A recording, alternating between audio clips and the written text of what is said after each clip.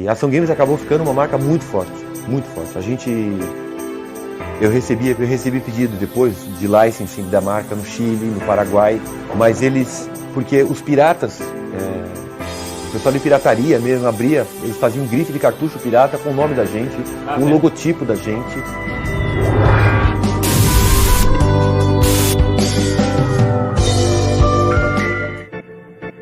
Foi em 1990, eu era repórter de uma revista especializada em telecomunicações e informática, e eu conheci o Marcelo Duarte, que por sua vez era diretor de redação de uma revista nova da Abril chamada Semana em Ação. Era uma revista semanal voltada para o público jovem, então tinha automobilismo, tinha esporte, tinha entretenimento, tinha mulher pelada e tinha games, porque os games estavam virando uma febre. E o Marcelo me convidou para fazer um especial sobre videogames, já que os videogames realmente estavam assim em ebulição, estava todo mundo atrás de informação e não tinha. E ele falou, vamos fazer uma revista, só um especial de videogames. E ele me convidou, porque como eu estava em informática, então havia uma chance de eu entender alguma coisa sobre aquilo. Eu não sabia nada sobre videogames, mas eu fui atrás. Em maio de 92, vai nascer a revista Ação Games, na Editora Azul, que era subsidiária da Editora Abril, com a Regina Gianetti chefiando a revista. A Regina fazia um pouco antes a revista A Semana em Ação, que era uma revista que nascia do núcleo da Placar, na Editora Abril, e que continha games. Eu não sei exatamente se houve uma Semana em Ação Games só com esse nome, mas elas já lançam a revista com o título já registrado no INPE, que era Ação Games, em maio de 92. E em julho daquele ano fui convidado para ir lá ser editor da revista junto com ela. Ela era diretora de redação, ou editora-chefe, e eu fui para ser editor executivo. A revista tinha um formato grande, ela era fora do padrão, para ser atraente, para ficar mais colorida. Era quinzenal, o que era um problema para os concorrentes. E pegava um público muito amplo, pegava desde o leitor de 7, 8 até o leitor de 18. Na verdade, a gente chegou a ter leitores de 60 e tantos anos de idade. E era um negócio inteiramente novo naquele momento. Acho que todos nós fazíamos revista mais ou menos sem ter feito revista antes, sem saber direito como fazia. Era eu, uma secretária, a Érica, uma diretora de arte, a Daisy. Tinha mais alguém dando suporte, um freela para fazer a paginação e tal, e só, né? E aí eu convidava meninos para jogar, os garotos, né? Os pilotos, como a gente chamava, de videogame. Porque eu não podia jogar, né? Imagina, eu não tinha... Os games foram evoluindo muito e eu comecei a ficar para trás, porque eu não tinha rapidez, agilidade, nem tempo. No começo até que eu joguei, para aqueles especiais até que eu joguei, mas depois já não foi mais possível. Então começaram a entrar os meninos, os pilotos, e os pilotos nos conectaram com locadoras, e aí a coisa foi movimentando. E a revista foi muito bem. O que era ser um piloto? Eu ia, jogava, desvendava todos os mistérios dos jogos e tudo mais, e um redator ia e escrevia. Ficava do lado lá, como é que faz assim? Como é que faz assado? Como é que mata o chefe? Coisa e tal. Então, sempre tinha uma pessoa que na época era jornalista, né, para poder escrever.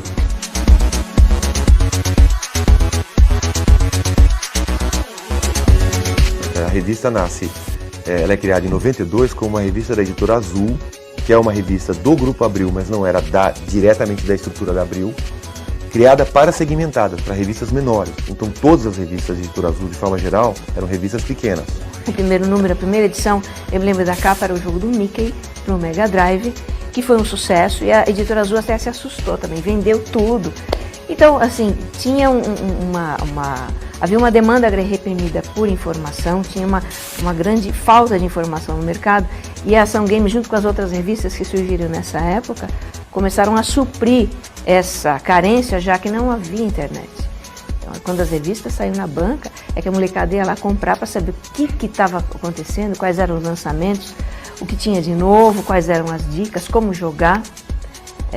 Eram as revistas que davam essa informação. Como é que as coisas chegavam aqui, né? É quase como falar no tempo das caravelas e tudo era correspondência por navio. Você imagina fazer uma revista que falava de tecnologia, mas sem tecnologia alguma. A gente dependia principalmente de duas revistas, né? Da Super Game, da Game Pro nos Estados Unidos e da Electronic Game Monthly, que é a EGM, as duas americanas. Essas revistas eram revistas que nos atualizavam. as nossas fontes inspiradoras do exterior, a EGM. Ação Games nunca teve nenhuma parceria com revista internacional, né? Então a gente se sentia, digamos assim, em desvantagem em relação a isso, porque a revista da Nova Cultural, que veio a se tornar a Super Game Power, porque primeiro você teve a Super Game, depois você teve a Game Power, depois você teve a Super Game Power, que foram as duas unidas numa revista só. Eles passaram a ter essa parceria com a Game Pro dos Estados Unidos, então eles tinham acesso ao material todo pronto, de preview de jogos, antecipação dos lançamentos com imagem, até imagem de tela de jogo, né? Na época não havia automação, não havia computador. Eu escrevia em máquina de escrever, mecânica, né? Fazia matérias em laudas de papel. E o processo de montagem, de produção da revista era um processo que a gente chamava um processo de pestape e fotolito, né? Que eram tecnologias antigas. Hoje acho que ninguém mais sabe, isso é peça de museu. Mas você imagina, as páginas de revista, elas passavam por um processo assim, nada com computador, e as páginas de revista eram montadas em grandes cartolinas, que a gente chamava de diagramas, e montava as tiras de texto que vinha de uma composição e tal. Então assim, não era feito no computador como agora. Colaboradores da revista Ação Games que começaram escrevendo para a revista, acabaram se tornando colaboradores efetivos da revista, né? A gente teve caso de jogo que só o leitor conseguiu terminar, nós não conseguimos terminar, e publicamos com o nome dele que ele havia conseguido, jogos que ninguém sabe conseguia acabar, na verdade.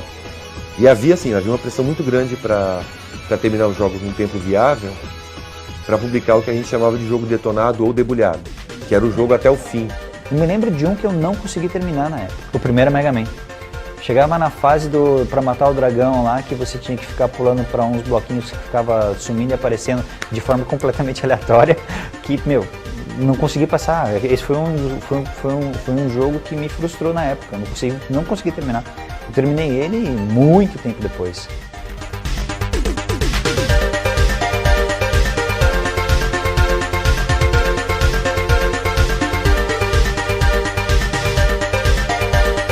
Os pilotos iam lá, jogavam na minha sala. E pra gente tirar fotografia, precisava escurecer a sala. Então eu mandei fazer umas cortinas pretas para pôr em volta da sala. Bom, parecia assim a tenda dos milagres, né? Então eu estava lá trabalhando, estava redigindo, escrevendo, tinha moleque ali jogando e pai, não sei o quê. E o fotógrafo? Imagina o seguinte, você tem que terminar um jogo que você não faz a menor ideia de como é a fase lá da frente, porque diferente de hoje, que a gente tem internet, tem o FAQ, tem isso aqui, eu não tinha. Alguma coisa em algumas revistas japonesas, alguma coisa em algumas revistas americanas, mas dificilmente você pegava um que chamava de detonado na época. Você não tinha acesso a isso. Imagina o fotógrafo acompanhando os jogos. Bom, a gente gravava em videocassete. O piloto ia lá, jogava e tudo era gravado em videocassete.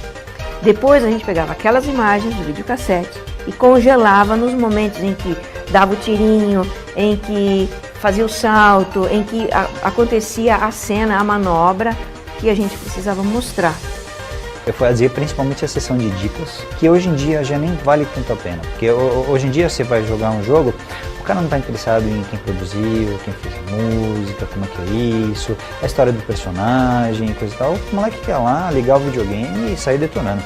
Agora, além das revistas norte-americanas, nós tínhamos um fiel colaborador, que é o Anjo Ishii, que é uma grande pessoa, e hoje ele é um brasileiro muito respeitado no Japão, ele já tem livros publicados lá, né?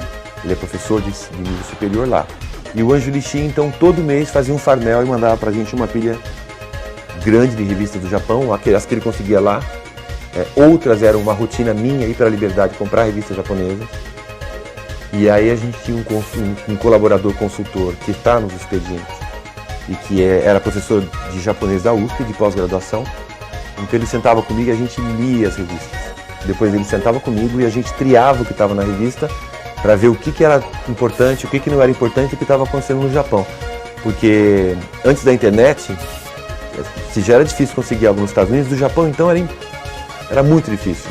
A EGM, por exemplo, que era uma revista assim, que quando chegava na redação, era uma briga. Quem é que ia ver a revista primeiro? Porque ali estavam as grandes novidades. A gente tinha ainda um tempo de atraso entre o lançamento nos Estados Unidos e a chegada daquele game no Brasil. E a internet ainda era muito pequenininha, era muito pouco, tinha pouca informação, ninguém tinha essa preocupação. Então você tinha que passar ali horas e horas e horas jogando, às vezes 1, 2, 3, até uma semana jogando o mesmo jogo, até simplesmente descobrir tudo o que era possível nele. A revista chegava pra gente e antes, nas bancas brasileiras, nós não tínhamos assinatura. Antes da própria data de circulação nos Estados Unidos. E ela então trazia com uma antecedência muito grande o que a gente chama de preview, que é a antecipação dos jogos, em imagens e em informações. Então era quase como ter internet, digamos assim.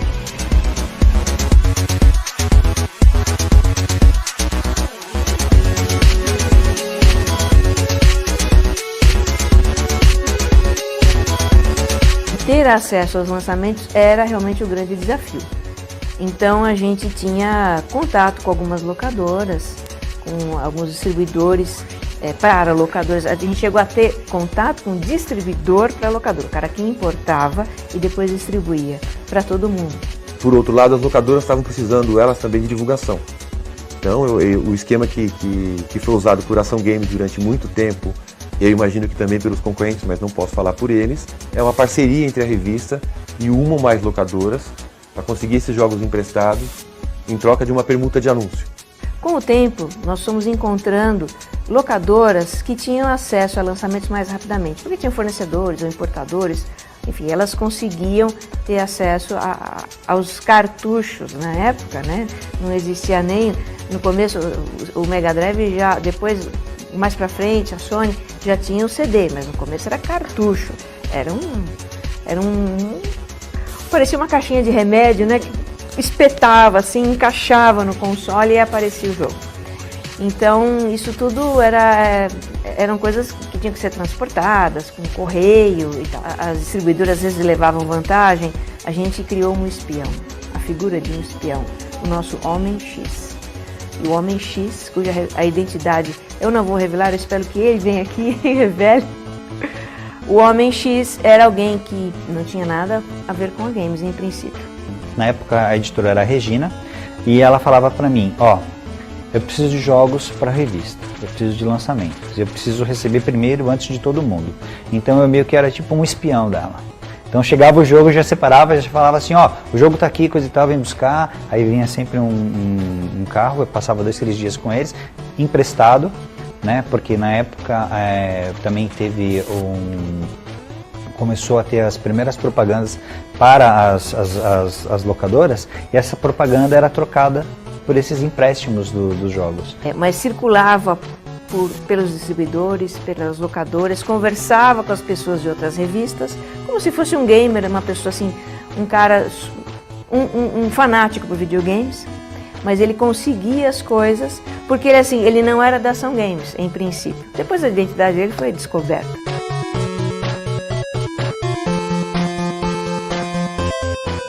Pra gente era mais sério do que, por exemplo, pra Super Game, ou pra Game Power, ou pra Super Game Power, porque a nossa era quinzenal, então a gente tinha que ter uma velocidade maior. Era muito gostoso, por exemplo, ter a meninada na redação, né? Os pilotos, então eram garotos. Ter crianças numa editora não é uma coisa normal, não é uma coisa... E de repente tinha assim, uma enchente deles. Em 1999, a Editora Abril decide incorporar a Editora Azul, e aí sim, esse período posterior, que é o período de 99 até 2001, que é quando a Ação Games deixa de circular, a revista teve que começar a acompanhar os padrões da Editora Abril. Os padrões da Editora Abril são mais elevados para tudo, para venda, para publicidade, para aquilo que a gente chama de tripé de publicações, que é número de assinantes, assinaturas e publicidade, número de compradores diretos, assinantes e publicidade. A gente não imaginava que em algum momento as revistas teriam a concorrência de outros meios de informação, como a internet.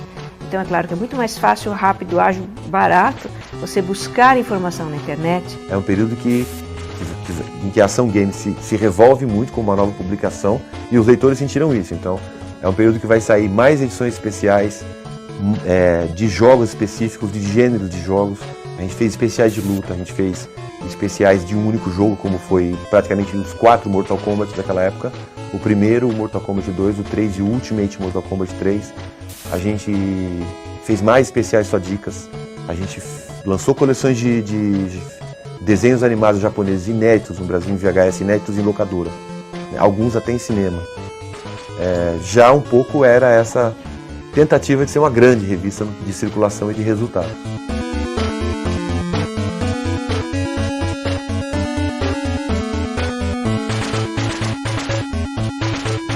O prédio novo, a gente precisava de um espaço ali que era mais ou menos 1 metro quadrado, coisa e tal. Os caras falaram, meu, não dá, isso vai custar tipo R$7.000 a mais no nosso orçamento da revista.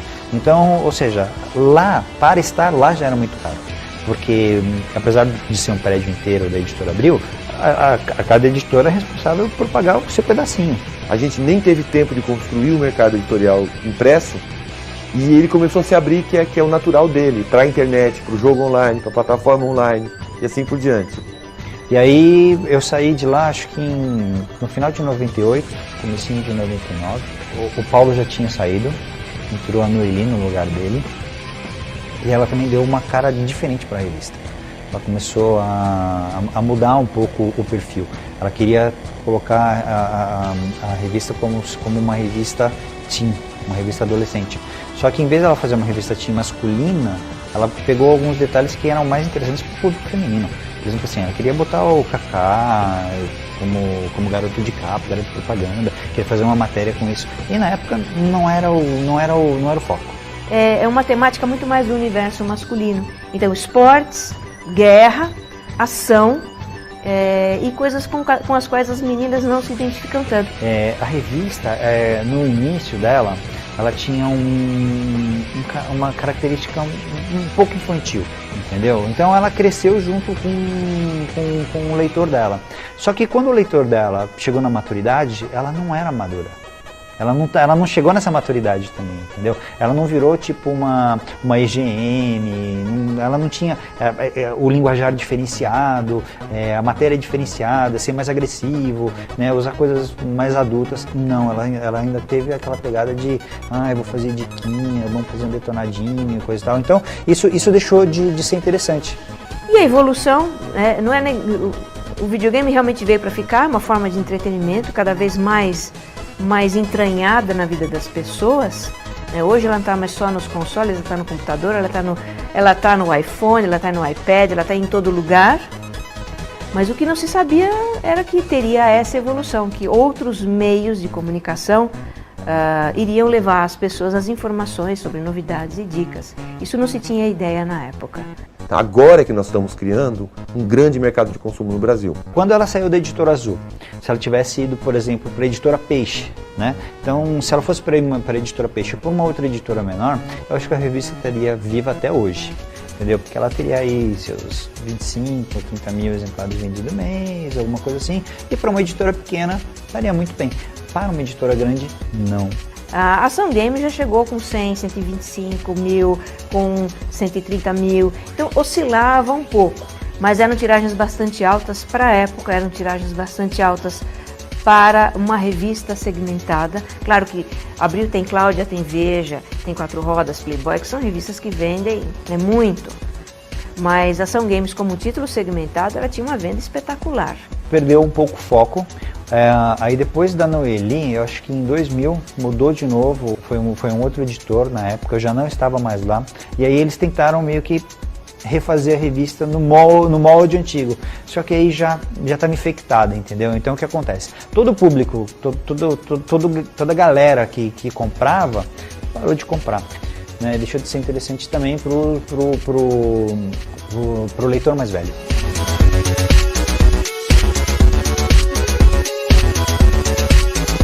E o videogame junta música, que é uma coisa que eu adoro, com linguagem escrita, com construção visual, que é uma entrada no universo meio realmente fabuloso. Mas o videogame está aí, né, na vida da gente, né? De repente eu estou num restaurante, né? Os meus filhos e o meu marido, inclusive, estão lá esperando a comida com o iPhone e estão jogando. Então isso não tem como, né? Eu tenho os videogames ainda. Então eu tenho Atari, eu tenho um Famicom, eu tenho um Super Famicom. Então eu tenho eles lá todos guardadinhos, entendeu? Eu tenho Genesis, tá tudo lá guardadinho, né? E às vezes me dá essa vontade de jogar um jogo antigo.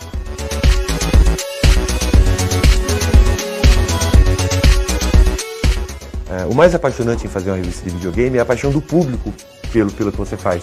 Eu nunca trabalhei com um público tão apaixonado. Um público muito apaixonado. Um público que morre pela publicação, por você, pela revista. É uma tribo mesmo, né? Eu adorava Ação Games. Milhares, talvez milhões de adultos hoje que leram Ação Games, que foram nossos leitores, que eram os nossos pilotos, que participavam da revista naquele tempo. E para mim foi um período muito gratificante da minha vida, de eu poder me dedicar para um jornalismo que é um jornalismo mais apaixonado e não um jornalismo de problemas, um jornalismo de questões sérias. Foi um jornalismo feito com... Foi um período muito gostoso, de 8 anos de descontração, digamos assim. Eu pude trabalhar no jornalismo de serviço, de uma coisa muito prazerosa, e desencanar um pouco do resto, sabe? Ficar sabendo do mundo pelos outros jornalistas, e não necessariamente por algo que eu tenho escrito. Ação Games entrou nas casas, Ação Games foi assunto das conversas dos garotos, né? Ação Games era essa coisa querida, super esperada. Foi um grande desafio, mas ao mesmo tempo era uma coisa assim desbravadora. Como fazer uma boa revista de videogames? A gente foi inventando, né? E eu não fiz nada sozinha. Os leitores ajudavam a fazer games. As pessoas que estavam lá na redação, todo mundo participava muito. E essa participação, essa interatividade, realmente é uma coisa que dá saudades.